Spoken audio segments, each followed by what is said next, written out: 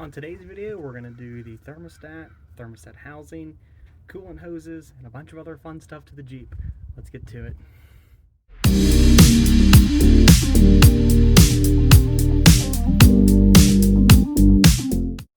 Alright, so for today's job, we've got thermostat housing, thermostat, coolant hoses, power steering hoses,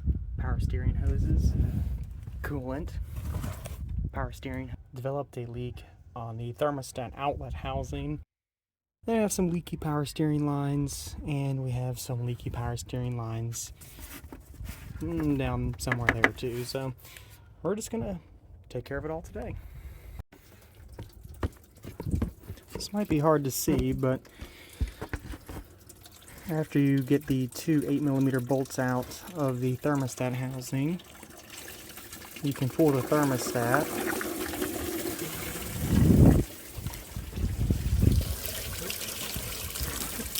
Go ahead and drain it out.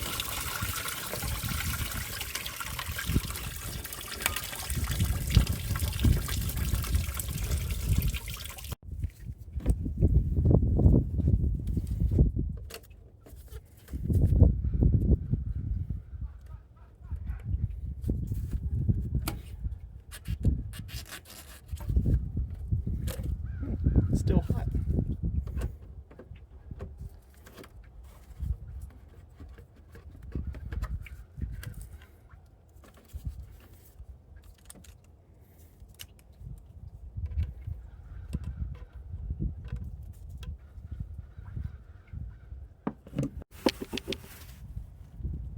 Okay, so I have the new thermostat and thermostat housing installed. Those tiny bolts, I just snug them up. These probably don't need very much torque. So I put the new hose on with some new clamps. I had an issue last time with the constant tension spring clamps, so I just went ahead and got some radiator hose clamps. And I say radiator hose clamps because these are a little bit different. They have an extra ring, which helps not cut into the hose, and it's curled up on the sides. So those are worth an extra couple dollars to help not bite into the hose. Okay, so part of the reason I'm doing the cooling lines and the power steering lines at the same time is it's easier to have this radiator hose out of the way. These fittings are very, very tight and very difficult to break loose. For reference, these are 18mm connections here, and a regular 18mm wrench does work, but if you have a crow's foot or something like that, that would certainly make the job easier. On the bottom side, it was a 19mm with the original line, and the new line, it's an 18mm. Don't forget the O-rings, and make sure the old O-rings come out.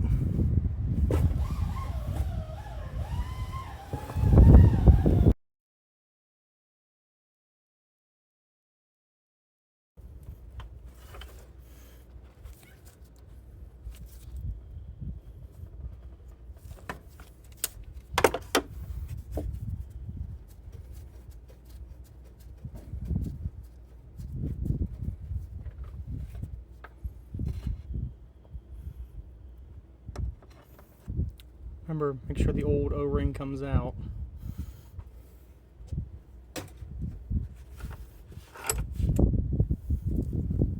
New O-ring on.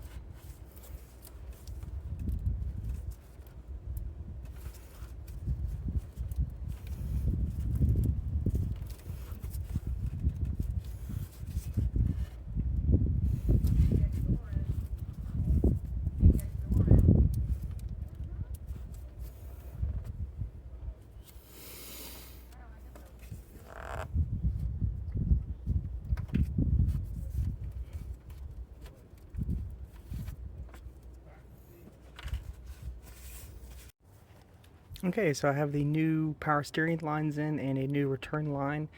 I'm going to go ahead and put the upper radiator hose back on and start filling the power steering system and the cooling system.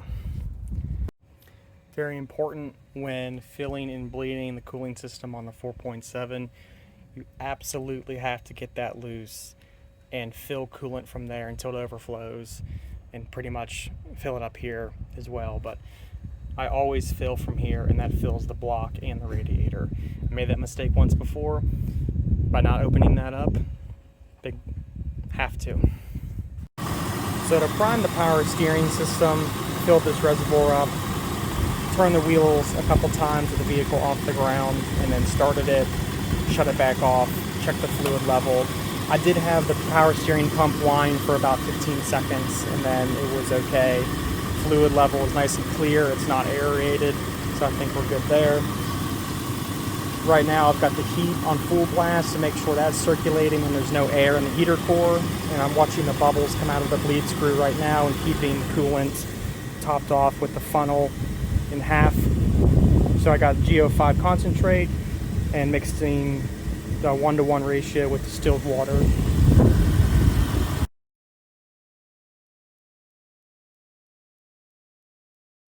Okay, so we're on the second part of the cooling system on the 4.7 liter Jeep Grand Cherokee. This is a Mopar plastic thermostat housing. This is an aftermarket aluminum one that I found. I've got the digital calipers. These match pretty darn spot on, but this was the thermostat that I took out. I'm gonna try to show this on camera, but there's a pretty decent difference in the thermostat gasket. Let's see. And the thickness there. So either this squished down over time, or that was the contributing factor to why it was leaking. So this is a new Mopar thermostat, which is made by Motorrad.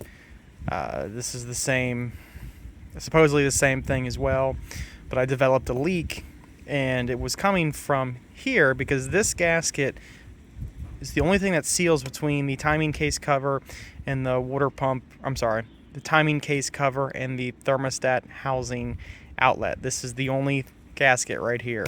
So I'm going to try an aluminum one for fun, and I have a new Motorrad thermostat with a thicker gasket, so I'm going to get that seated in there correctly and swap this out again, and let's see if that takes care of the leak. Okay, so I have the Gates thermostat and Gates housing, aftermarket, similar cost. The only reason I bought this in the first place is because I was on a time crunch, and now I'm spending more time dealing with this. So this is fully seated, and the gasket just barely protrudes. This is what I took out. This is a Mopar thermostat housing. Well, took out originally, and a Motorrad / Mopar thermostat. Just barely any gasket sticking out there. Aftermarket, no-name brand aluminum housing with a Motorrad thermostat. And you can see there's a lot more gasket, and this is fully seated down in there. So I'm hoping this extra material gives this thing a chance to seal when you tighten down on the two little bolts that hold this to the timing cover. So fingers crossed. And I also bought brand new, extremely overpriced Mopar spring tension clamps for the radiator hoses. The worm style clamps work, but these are significantly better and way less hassle.